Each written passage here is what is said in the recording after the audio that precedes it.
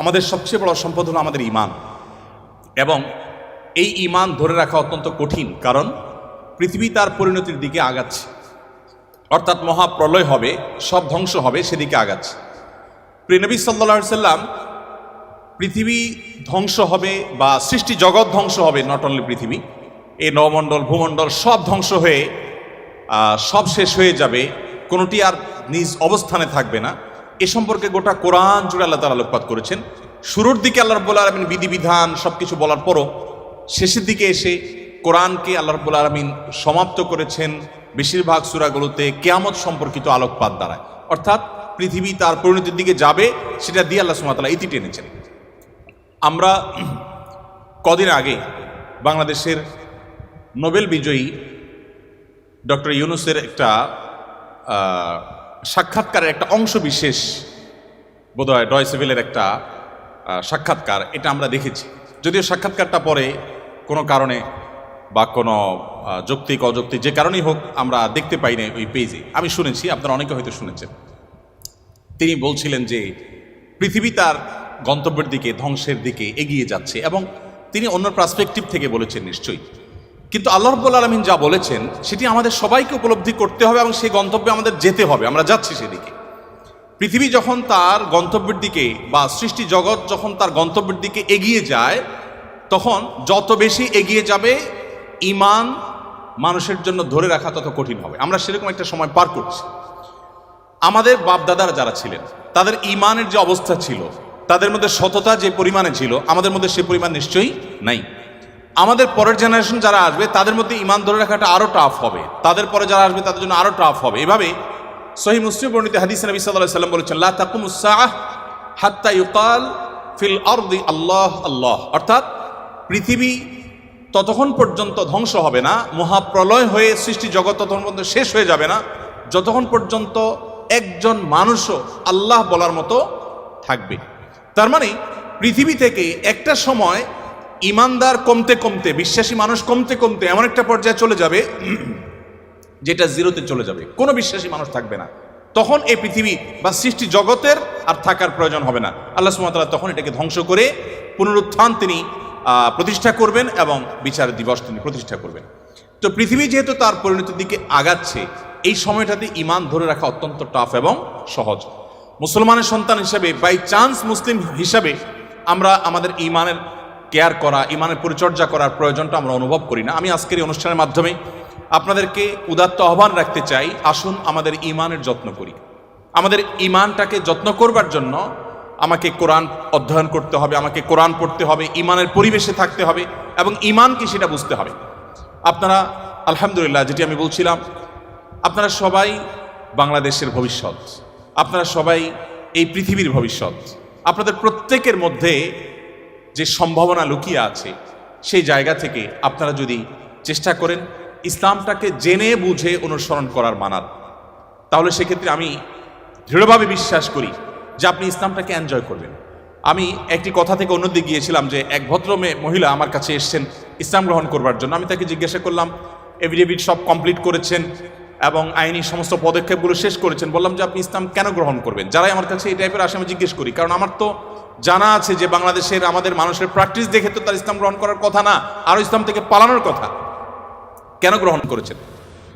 তো তিনি বললেন, ইসলাম সম্পর্কে আমি বই পড়েছি, এই বই আমাকে প্রভাবিত করেছে। আবার কোনো কোনো ব্যক্তিকে আমি দেখেছি, তাদের ব্যক্তিত্ব দেখে, নিশ্চয়ই সেরকম ব্যক্তিত্ব খুবই কম, দেখে আমি প্রভাবিত হয়েছি। গোটা পৃথিবীতে আপনারা বিশেষ করে পশ্চিমা দুনিয়ার খবর রাখবেন নিশ্চয়ই, সেখানে প্রতিদিন ইসলামে আসা মানুষের সংখ্যা বেড়ে চলেছে এবং পুরুষদের চাইতে মেয়েদের মধ্যে ইসলাম গ্রহণের সংখ্যা অনেক বেশি, প্রবণতা অনেক বেশি। কেন? যেখানে নারী অধিকার নিয়ে এত কথা বলা হয়, নারীদের অধিকার দেওয়ার জন্য এত আয়োজন নেওয়া হয়, এত উদ্যোগ নেওয়া হয়, সেই সমাজে কেন, সেই সমাজের নারীরা কেন ইসলামে আসছে এবং সেখানকার মুসলমানরা কেন ইসলামে আসছে, এই বিষয়টা নিয়ে আমি একটু স্টাডি করার চেষ্টা করলাম। আমার কাছে দুটি জিনিস পরিষ্কার হয়েছে। নাম্বার এক, তারা কোরআন পড়ে। যারাই ইসলামের পথে এসেছে তাদের বেশিরভাগ মানুষ কোরআন পড়ে ইসলামে এসেছে। এবং ওমর রাদিয়াল্লাহু তাআলার কথা আপনারা জানেন, গোটা পৃথিবীর ইতিহাসে প্রবাদ তুল্য শাসকদের একজন, ন্যায় বিচার প্রতিষ্ঠার ক্ষেত্রে দৃষ্টান্ত স্থাপন করা মানুষদের একজন, সে ওমর রাদিয়াল্লাহু তাআলা আনহু। তার ইসলাম গ্রহণের ইতিহাসও আপনারা জানেন। তিনি কিন্তু নবী সাল্লাল্লাহু আলাইহি সাল্লামকে হত্যা করার দায়িত্বে নিয়োজিত হয়ে সে দায়িত্ব পালন করার জন্য যাচ্ছিলেন। পথিমধ্যে তিনি তার বোন বগ্নিপতির কণ্ঠের তেলাওয়াত শুনেছেন। এই ঘটনা বিভিন্নভাবে বর্ণিত হয়েছে, আপনারা জানেন। সেই তেলাওয়াত তাকে এতটা প্রভাবিত করেছে যে তিনি হত্যার পরিবর্তে বরং মুহাম্মদ সাল্লাল্লাহু আলাইহি সাল্লামের কাছে হাত দিয়ে তার হাতে ইসলাম গ্রহণ করেছেন। তার মানে কোরআন সামান্য একটু শোনার পর তার ভিতরে এরকম প্রভাব পড়েছে। আপনাদেরকে আরেকটা গল্প শোনাতে চাই। তুফাইল ইবনে আমর আদ-দুসি একজন বড় মাপের কবি ছিলেন ইয়েমেনের। শুধু বড় মাপের নয়, আমরা জাতীয় কবি বলি, তখনকার জাতীয় কবির কালচারিভাবে ছিল না। যদি থাকতো হয়তো তিনি ইয়েমেনের জাতীয় কবি থাকতেন তখনকার। তুফাইল ইবনে আমর আদ-দুসি, দুস ওনার গোত্রের নাম। উনি যেহেতু বড় সাহিত্যিক এবং কবি ছিলেন, এবং সেই সময়ে কবি সাহিত্যিকদের অনেক কদর ছিল। বড় বড় রাজদরবারগুলোতে কবি সাহিত্যিকদেরই পদচারণা সবচেয়ে বেশি ছিল, এবং সবচেয়ে বড় পুরস্কারগুলো তারাই জিততেন।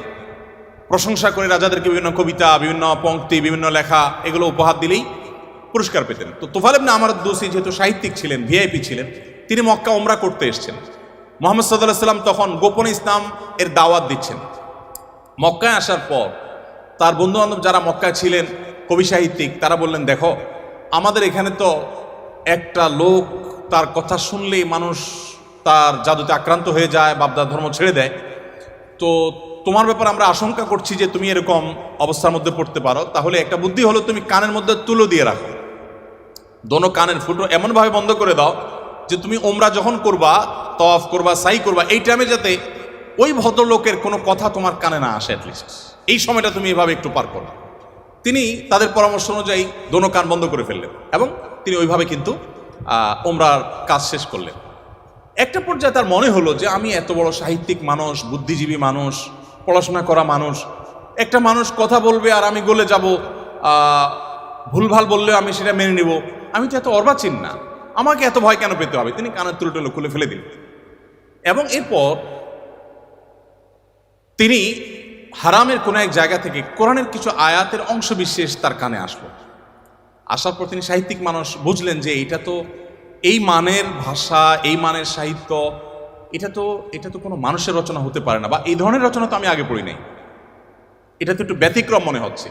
তিনি তখন মুহাম্মদ সাল্লাল্লাহু আলাইহি সাল্লামকে অনুসরণ করতে শুরু করলেন। পেয়ে গেলেন আলী রাদিয়াল্লাহু তাআলাকে, সম্ভবত আলীরই তেলাওয়াত শুনেছেন। তখন আলী রাদিয়াল্লাহু তাআলাকে বললেন, দেখো আমাকে তার কাছে নিয়ে যাও, মুশকিল হলো আমার বন্ধু বান্ধবরা দেখলে তো আমার জাত যাবে, বা তারা আমাকে এমন আছে টর্চারও করতে পারে। তাহলে এক কাজ করো, নিয়ে চলো। আলী রাদিয়াল্লাহু সামনে সামনে যাচ্ছেন, উনি পিছু পিছিয়ে যাচ্ছেন। যে পরে তিনি ইসলাম গ্রহণ করলেন, এবং তিনি অনেক টর্চারের মুখোমুখি হলেন। তার মাধ্যমে ইয়েমেনে ইসলাম ঢুকে প্রথম ব্যক্তি ইয়েমেন থেকে ইসলাম গ্রহণ করা।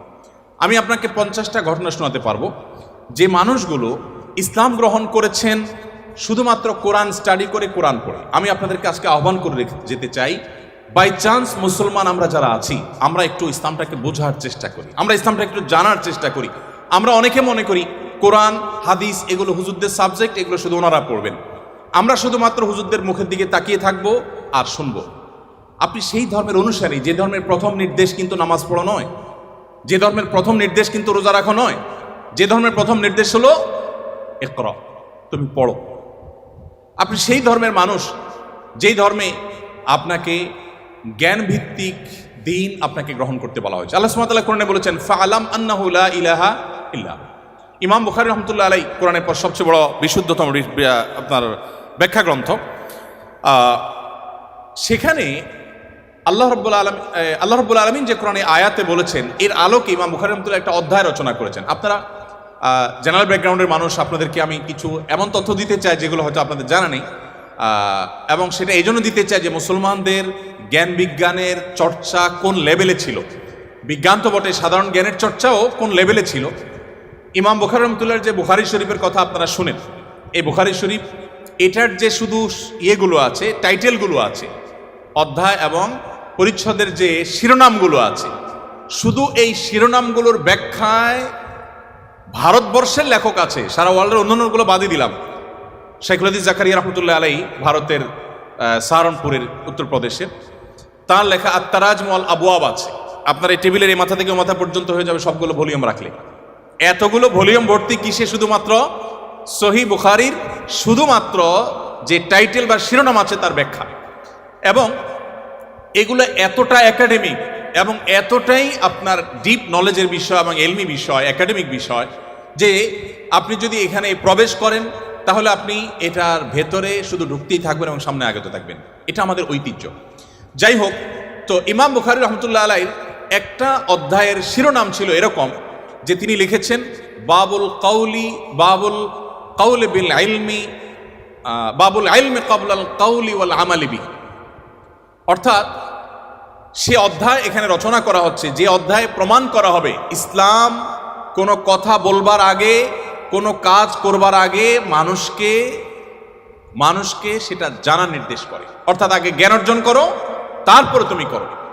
ইভেন আল্লাহ সুবহানাহু ওয়া তাআলা কোরআনে বলছেন ফাআলাম আন্নাহু লা ইলাহা ইল্লাহু, আল্লাহ ছাড়া সত্যিকার ইবাদতের উপযুক্ত আর কেউ নেই, এই কথার জ্ঞান তুমি অর্জন করো। দেখুন, আল্লাহ সুবহানাহু ওয়া তাআলা কিন্তু বিশ্বাসের কথাটাই বলছেন, কিন্তু জ্ঞান দিয়ে বলছেন। তার মানে তুমি জানো কেন আল্লাহ ছাড়া সত্যিকার ইবাদতের উপযুক্ত থাকতে পারে না, কেন একাধিক স্রষ্টা থাকতে পারে না, কেন তুমি সেই জিনিসটা জানার চেষ্টা করো। কেন বলতে আমি এখানে আল্লাহ সুবহানাহু ওয়া তাআলা দর্শন জানতে নির্দেশ করেছেন তা নয়, আল্লাহ বলেছেন যে এই বিষয়ের স্বচ্ছ ধারণা এবং ইলম যেন আমাদের মধ্যে আসে। কিন্তু দুঃখজনক, আমরা কোরআন পড়ি না, আর পড়লেও বুঝে পড়ি না। পৃথিবীতে সবচেয়ে বেশি পাঠ করা হয় যে গ্রন্থ সেটা কোরআন। কোরআনের চাইতে বেশি পাঠ করা হয় সর্বযুগে সর্বকালে এরকম আরেকটি গ্রন্থ পৃথিবীতে নেই যে এত বেশি পরিমাণে পাঠ করা হয়।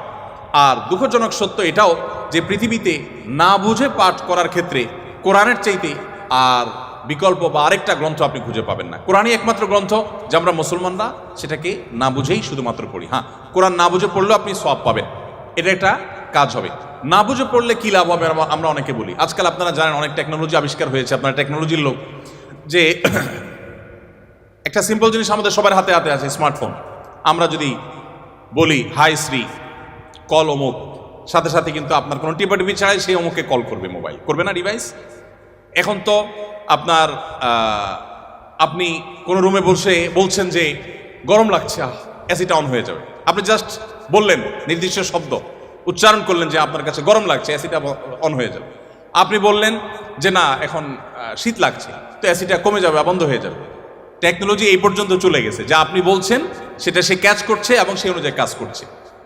তো এই যদি টেকনোলজির কারামতি হয়, তাহলে কোরআন আপনি পাঠ করছেন, এমনকি এমনও হতে পারে কোনো মানুষ কিছু নির্দিষ্ট ওয়ার্ড উচ্চারণ করছে, সেটা মিনিং বুঝে না, কিন্তু ওই ডিভাইস তার মিনিং বা ওই যন্ত্র তার মিনিংটা বুঝে এবং সেটা সে ক্যাচ করে কাজও করে ফেলেছে। সে কিন্তু যা বলেছে নিজেও বুঝে নেই, তারপরও কাজ করেছে। কোরআন তেলাওয়াত করে ফু দিলে অনেক অসুখ, অনেক দুঃখ, অনেক কষ্ট, মানুষের শারীরিক অনেক কষ্ট লাঘব হয়। কিভাবে হয়? আপনি যদি এটা নিয়ে বৈজ্ঞানিক গবেষণা নামেন তো আপনি কোনো সূত্র হয়তো খুঁজে পাবেন না, কিন্তু আপনাকে আমি যে পয়েন্টটা বললাম এই পয়েন্ট থেকে যদি আপনি আগান, আপনি দেখবেন যে এরকম বহু লজিক আপনার সামনে হাজির হয়ে গেছে। যাই হোক, তো আমি যেটা বলছিলাম যে কোরআন আপনি না বুঝে পড়লে সওয়াব পাবেন, কিন্তু এই জন্য কোরআন আসেনি। আল্লাহ সুবহানাহু ওয়া তাআলা কোরআনে বিভিন্ন জায়গায় বলেছেন লিয়াদাব্বারু আয়াতি, এই কোরআন দেয়া হয়েছে তোমাদেরকে যাতে এর আয়াতগুলো নিয়ে তোমরা গবেষণা করো, তোমরা যাতে ভাবো, তোমরা যাতে চিন্তা করো, তোমরা যাতে ভাবনার জগতে প্রবেশ করো। তো এই কোরআন ভাবনা বা গবেষণা তো অনেক পরের কথা, এর কথামালা তো আমাকে আগে বুঝতে হবে। আমি আজকে অনুষ্ঠানের মাধ্যমে আপনাদের সবাইকে উদাত্ত আহ্বান রাখতে চাই, আসুন কোরআন শুরু থেকে শেষ পর্যন্ত একবার অন্তত পুরো কোরআনটা আপনি ধীরে ধীরে অল্প অল্প করে 5টি আয়াত করে 10টি আয়াত করে আপনি পড়ুন এবং বোঝার চেষ্টা করুন। কোন একজন সাহাবী বলেছেন শুধু সূরা বাকারা পড়তে তার কয়েক বছর লেগেছে। আমরা তো 2-3 দিনে কোরআন খতম দিয়ে ফেলতে পারি, তাই না? তার শুধু সূরা বাকারা পড়তে টানা কয়েক বছর সময় লেগেছে। কি করেছেন তিনি? প্রতিটা আয়াত পড়েছেন, এ সম্পর্কে জেনেছেন, ভেবেছেন, এখান থেকে তার নেয়ার কি আছে সেটা নিয়েছেন, নিজের মধ্যে ইমপ্লিমেন্ট করেছেন, দেন তিনি সামনে অগ্রসর হয়েছেন। এভাবে এগোতে গিয়ে তার একটা সূরা শেষ করতে কয়েক বছর সময় লেগে গেছে। কোথায় আমাদের কোরআন অধ্যয়ন? আমি আপনাদেরকে বলেছি, এখনো পৃথিবীতে যারা ইসলামে আসছে, পশ্চিমা পৃথিবী বলুন, আমাদের এই অঞ্চলে বলুন, তাদের নিয়ে আমার যে সামান্য পড়াশোনা বা ঘাটাঘাটি আছে সেটার আলোকে আমি নিশ্চিত হয়েছি অনেকখানি যে তারা বেশিরভাগ মানুষ আমাদেরকে দেখে তো আসার প্রশ্নই ওঠে না, কারণ আমাদের মুসলমানদের মধ্যে এমন কিছু নেই যেটা দেখে সে ইসলামে আসবে, ম্যাক্সিমাম মুসলমানদের অবস্থা। কিন্তু তারা ইসলামে এসেছে কোরআন পড়ার পর। ফ্রান্সের একজন পলিটিশিয়ান, তিনি কট্টর ইসলাম এবং মুসলমানদের সমালোচক ছিলেন এবং বিদ্বেষ পোষণ করতেন রীতিমতো। আমি একসময় আমার ফেসবুক প্রোফাইলে তাকে নিয়ে অনেক লেখালেখিও করেছি। বেশ কিছুদিন আগে আমার অফিসে এক ভদ্রলোক আসেন, রিটায়ার্ড আর্মি অফিসার, আমাকে প্রসঙ্গত বললেন যে এরকম এক ভদ্রলোক ফ্রান্সে ছিলেন, এই নাম তার, তিনি ইসলাম গ্রহণ করেছেন এবং তিনি একটা বিষয়ে অ্যাডভাইস করেছেন। আমি একটু কৌতূহল হয়ে দেখলাম, আমার এর আগে জানা ছিল না, ভিডিওটা ভালো করে দেখলাম ইউটিউবে, দেখলাম যে সেই ভদ্রলোক যিনি ইসলাম এবং মুসলমানদের কট্টর সমালোচক ছিলেন, তিনি একটা সময় ইসলাম গ্রহণ করেছেন। আমি জিজ্ঞেস করলাম যে তিনি ইসলামে আসছেন কি কারণে, তো তার বক্তব্যই শুনলাম, তিনি বলছেন যে আমি ইসলাম এবং মুসলমানদের ত্রুটি ধরার জন্য আমি কোরআন পড়া শুরু করলাম। কোরআন পড়তে পড়তে পড়তে আমি যতই এর ভেতরে প্রবেশ করলাম ততই আমি কোরআনের কাছে সারেন্ডার করতে বাধ্য হলাম, আমি কোরআনের কাছে নিজেকে সমর্পণ করতে বাধ্য হলাম। তো আলহামদুলিল্লাহ, তিনি যেভাবে ইসলাম গ্রহণ করেছেন এবং আলোকিত হয়েছেন কোরআন দ্বারায়, আমার বিশ্বাস আমরা যদি অ্যাজ এ মুসলিম আমরা পড়াশোনা করি মুসলিম হই, আমরা বুঝে শুনে মুসলিম হই, আমাদের ইসলাম গ্রহণটা যদি বাই চান্স না হয়ে বাই চয়েস হয়, অর্থাৎ আমরা জেনে শুনে মুসলমান হই, তাহলে সেটা আমাদেরকে অনেক বেশি উপকার দিবে।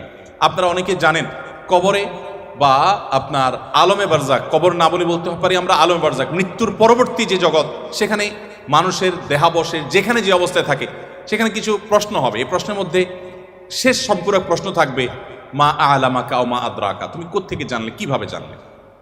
তার মানে ইসলাম চায় আমি যা জানবো ইসলামের কথা সেটাও জ্ঞানভিত্তিক জানবো এবং গ্রন্থভিত্তিক জানবো, জেনে শুনে আমি বিশ্বাস করবো। আল্লাহ আমাদেরকে সে তৌফিক দান করুন। তাহলে আমার প্রথম আহ্বান হলো আপনারা কোরআন পড়বেন, বুঝে পড়ার চেষ্টা করবেন, পুরোটা একবার পড়ে শেষ করার চেষ্টা করবেন। দ্বিতীয়, আপনাদের প্রতি আমার উদাত্ত আহ্বান হলো আপনারা কোরআনের পাশাপাশি আপনার জীবনে একটি বারের জন্য হলেও সিরাত গ্রন্থ পড়বেন। নবী সাল্লাল্লাহু আলাইহি ওয়াসাল্লামের পুরো জীবনীটা একবার পড়বেন এবং সম্ভব হলে একাধিক সিরাত গ্রন্থ আপনি পড়বেন। আমি দেখেছি যারা এখনও গোটা পৃথিবীতে ইসলামে আসেন অন্য ধর্ম থেকে, তাদের বেশিরভাগ কোরআন পড়ে, আর বাকিরা প্রিয় নবী সাল্লাল্লাহু আলাইহি ওয়াসাল্লামের সিরাত বা জীবন ইতিহাসটা নির্মোহভাবে পড়ে শেষ করলে তিনি তার কাছে সারেন্ডার করতে বাধ্য হন। মুসলমানের সন্তান হিসাবে আমাদের জন্য এটা খুবই গুরুত্বপূর্ণ যে আমরা একটি সিরাত গ্রন্থ হলে অন্তত পড়ার চেষ্টা করবো ইনশাআল্লাহ। তৃতীয়ত, আপনাদের প্রতি আমার আহ্বান থাকবে যে আপনারা বয়সে, আমি শিক্ষার্থীদেরকে বলছি যে আপনারা বয়সে সবাই তরুণ, মনে রাখবেন আমাদের চরিত্রকে, আমাদের সম্ভ্রমকে হেফাজত করা, এটাকে সংরক্ষণ করা, এটা আমাদের জন্য অনেক বড় একটা চ্যালেঞ্জিং বিষয় এবং এটি আমাদেরকে করতেই হবে। আপনার চরিত্র যদি আপনি নষ্ট করে ফেলেন, আপনার ক্যারেক্টার যদি আপনি শেষ করে ফেলেন, আরও পরিষ্কার করে বললে আপনি যদি বিবাহ বহির্ভূত, অবৈধ এবং অনৈতিক সম্পর্কে আপনি জড়ান, হারাম রিলেশনে আপনি জড়ান, আপনি আর যা হোক, আপনি ভালো মুসলমান হওয়ার সুযোগ আপনার জন্য খোলা নেই।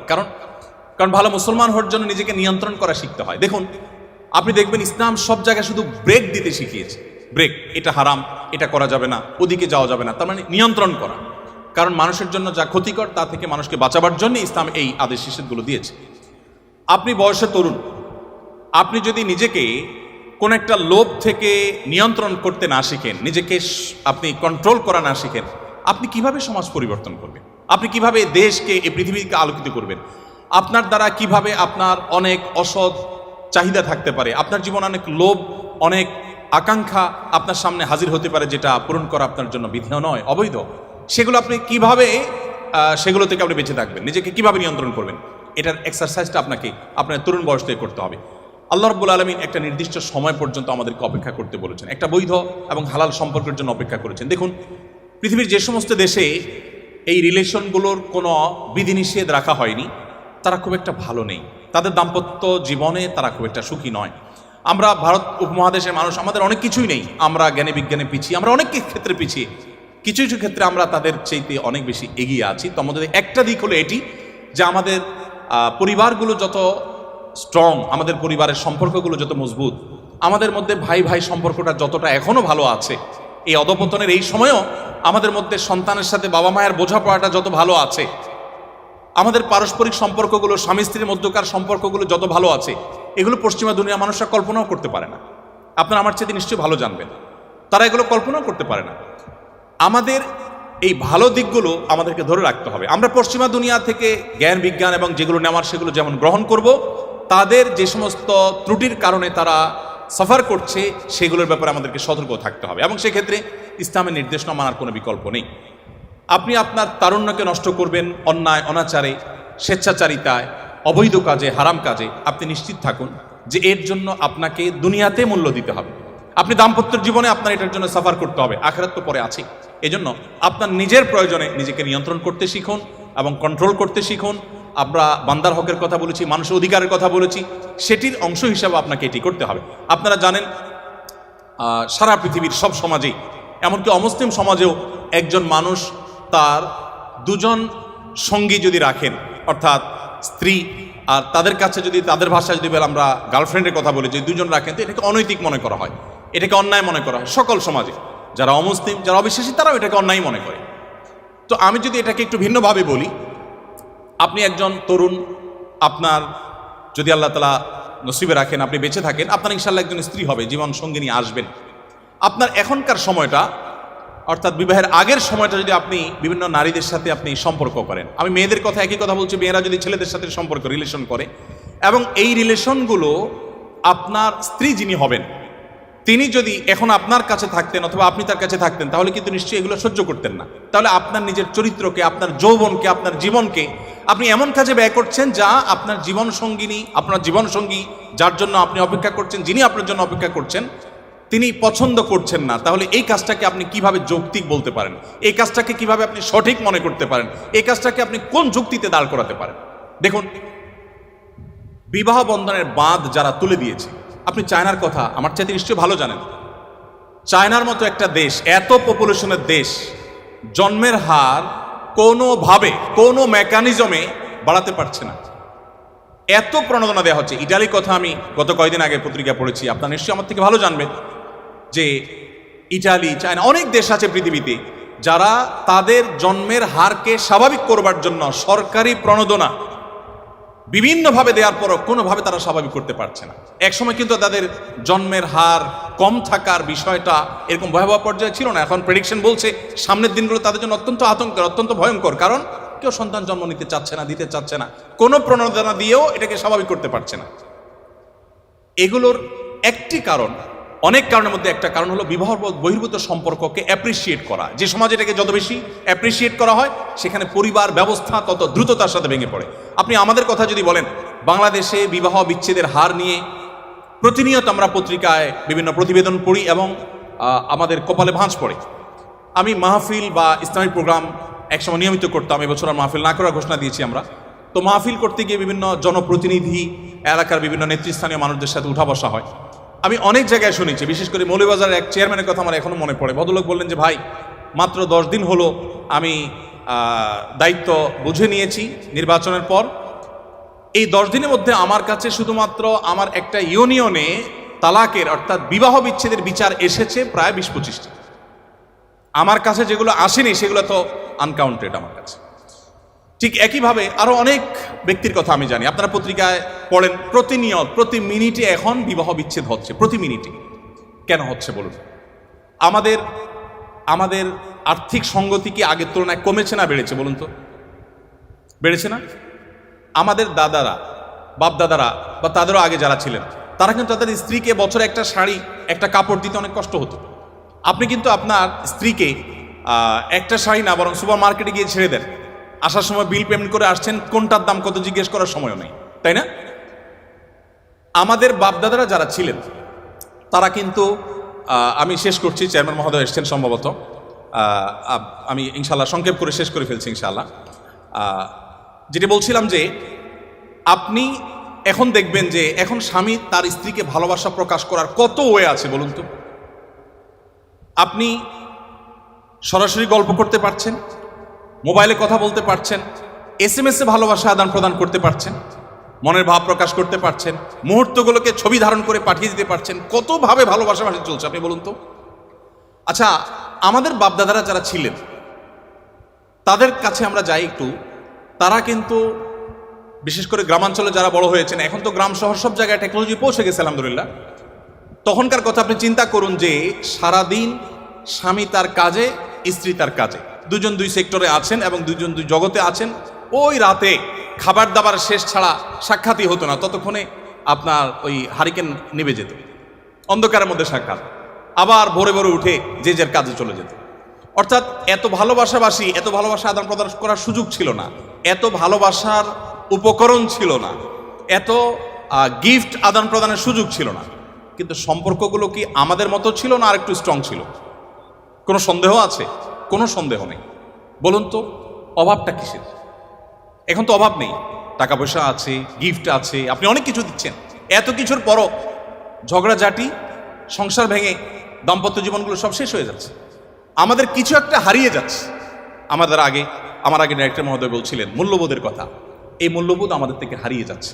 এই মূল্যবোধ যত হারিয়ে যাবে, আমাদের ইস্পাত সভ্যতা, লোহার সভ্যতা, এটাতে আমরা এগিয়ে যাব, বাট আমরা পশুদেরকে হার মানানো এক সমাজ আমরা কিন্তু পাবো। সেদিকে কিন্তু আমরা আগাচ্ছি। গোটা সমাজকে আমরা বাঁচাতে না পারলেও নিজেদেরকে বাঁচাবার চেষ্টা করতে পারি। আমি সেজন্য আপনাদেরকে বলবো, আপনার তারুণ্যকে, আপনার যৌবনকে আপনি হেফাজত করুন। আল্লাহ সুবহানাহু ওয়া তাআলা কিয়ামতের ময়দানে 4টি নির্দিষ্ট প্রশ্ন করবেন। এই প্রশ্নগুলোর উত্তর দেওয়ার আগে কেউ 2 পা নাড়াতে পারবে না। নবী করিম সাল্লাল্লাহু আলাইহি ওয়াসাল্লাম বলেছেন, লা তাযুলু কদমা আবদিন ইয়াউমাল কিয়ামাতি হাত্তা ইউসআলা আন আরবা। 4টি প্রশ্নের উত্তর দেওয়া ছাড়া কোনো মানুষ তার পা নাড়াতে পারবে না। সে 4টি প্রশ্নের একটা প্রশ্ন হলো ওয়ান শাবাবিহি ফিমা আবলা, তোমার যৌবনকালটা তুমি কিভাবে কাটিয়েছো। দেখুন, আমাদের সমাজে যুবকরা নামাজ কালাম ধরলে বা একটু ধর্মকর্ম করলে বা একটু ভালো মানুষ সাজলে সমাজের মানুষ ওটাকে ভালোভাবে নেয় না, তাই না? যে যুবক মানুষ এত ভালো হতে যাবে কেন, আর এই বয়সে একটু আত্মু করবে না, ভালো হওয়ার বয়স হয়েছে এখনো। আমরা এইভাবে দেখি না জিনিসটাকে। আচ্ছা, আল্লাহ রাব্বুল আলামিন সেজন্য যৌবনে কি করেছেন আপনি সেটা আলাদা জানতে চাইবেন। আপনি দেখবেন অনেক মানুষ আছেন যৌবন বয়সের সমস্ত অপকর্ম করে বৃদ্ধ বয়সে তিনি হাজী সাহেব, গাজী সাহেব, দায়টাই রেখে বিরাট ভালো মানুষ সেজে গেছেন। আছেন আমাদের সমাজে। বরং ধারণাটাই এমনভাবে বদ্ধমূল হয়ে গেছে যে যা খুশি তা করো, একটা বয়সে এসে ফেরেশতা সেজে যাও। সময়ত উপস্থিতি, এটি কোনো জীবন নয়, এটা কোনো আদর্শ নয়। আমাদেরকে আমাদের তরুণ সময়টাকে, তরুণ বয়সটাকে, আমাদের তারুণ্যকে আল্লাহর ইবাদতে, আল্লাহর দাসত্বে, আল্লাহর গোলামিতে কাটানোর চেষ্টা করতে হবে এবং আমাদেরকে নীতি এবং নৈতিকতা এবং মূল্যবোধ ধরে রাখার চেষ্টা করতে হবে। বলছিলাম ইসলামের কথা। ইসলাম দেখবেন সব জায়গায় আপনাকে কন্ট্রোল করতে শেখায়, সব জায়গায় আপনাকে নিয়ন্ত্রণ করতে শেখায়। ত্যাগ আগে, ভোগ পরে। যত উৎসব আছে, আপনি ইংরেজি নববর্ষ বলুন, এটা একটা উৎসব। এরকম যত উৎসব উদযাপন আছে সবগুলোতে দেখবেন শুধু ভোগের কথা বলা আছে, অনলি ভোগ। আপনি 31st নাইট উপলক্ষে যত আনুষ্ঠানিকতা সারা ওয়ার্ল্ডে হয়, ভোগ ছাড়া সেখানে ত্যাগের কোনো অপশন কি আছে? কোনো অপশন নেই। কিন্তু ইসলামের 2টি উৎসব, একটা ঈদ উল ফিতর, একটা ঈদ উল আজহা, এখানে ভোগের কথা আছে কিন্তু আগে ত্যাগ। আপনাকে ঈদ উল ফিতরের আগে ফিতরা দিতে হবে, গরিবের বাসায় খাবার পৌঁছাতে হবে, তাদের হাসি নিশ্চিত করে এরপর আপনাকে হাসতে হবে। আপনি কোরবানির ঈদ করবেন, কোরবানির পশুর গোশত আপনি জবাই করে খাবেন, আপনি গরিবকে দিতে হবে, তাকে মুখে হাসি ফোটাতে হবে, আপনি তারপরে খাবেন। আপনি তো সেই ধর্মের অনুসারী, আপনি তো মানুষের কল্যাণকামী হবেন। দেখুন, আপনারা তো জেনারেল ব্যাকগ্রাউন্ডের, আমি মাদ্রাসার প্রোগ্রামে বলি যে দেখুন, আমাদের দেশে ভালো আলেমের অভাব নেই, ভালো হুজুরের অভাব নেই, ভালো শিক্ষিত মানুষের অভাব নেই, আমাদের দেশে ভালো মানুষের অভাব। আপনারা আমার চাইতে খুব ভালো করে জানবেন, অভাব নাই আমি এ অর্থে বলছি যে অনেক আছে, আরও দরকার আমাদের শিক্ষিত মানুষ, আরও দরকার আমাদের ভালো আলেম। কিন্তু যে পরিমাণ শিক্ষিত আছে সে পরিমাণ ভালো মানুষ নেই। যে পরিমাণ আলেম আছেন, এমনকি আলেম হলেও গতানুগতিক তিনি যে ভালো মানুষ হয়ে যাবেন এমনটা জরুরি না। আমরা ভালো মানুষ হওয়ার চেষ্টায় এগিয়ে যেতে হবে। আপনি যদি ভালো মানুষ হওয়ার চেষ্টায় আগান, আপনি জেনারেল ব্যাকগ্রাউন্ডের হওয়ার পরও আপনার এই পড়াশোনাটাকে ইবাদতে আপনি রূপান্তর করতে পারেন। কিভাবে সেটা? আপনার যদি ইন্টেনশন থাকে আমি জ্ঞান বিজ্ঞান শিখে, আমি এই টেক্সটাইল ইঞ্জিনিয়ারিং শিখে আমার এই জ্ঞান দিয়ে আমি আমার সমাজকে উপকৃত করব, দেশের মানুষকে উপকৃত করব, পৃথিবীর মানুষকে উপকৃত করব আমাদের টেকনোলজি দিয়ে, আপনি যদি এই উদ্দেশ্যটা আনেন, সাথে সাথে আপনার উদ্দেশ্যের কারণে আপনার এই পড়াশোনাটা ইবাদতে পরিণত হয়ে যাবে।